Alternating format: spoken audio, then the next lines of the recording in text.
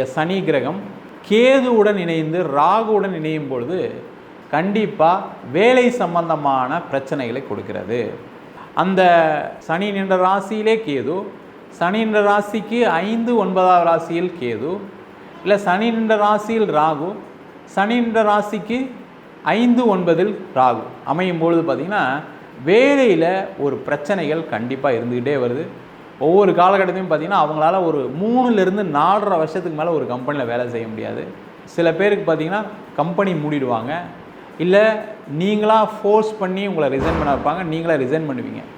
இந்த மாதிரி பிரச்சனைகளை இந்த கிரக சேர்க்கை கொடுக்குது.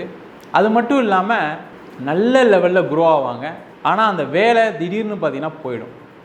அந்த தசாபுத்திகள் என்ன அப்படின்னு பார்க்கும்போது பார்த்திங்கன்னா சனி தசை அல்லது குரு தசை, இந்த 2 தசையிலையுமே வேலையை இழக்கக்கூடிய ஒரு அமைப்பு உண்டு. அந்த வேலையில் பிரச்சனைகள் வரும், நெருக்கடிகள் இருக்கும்.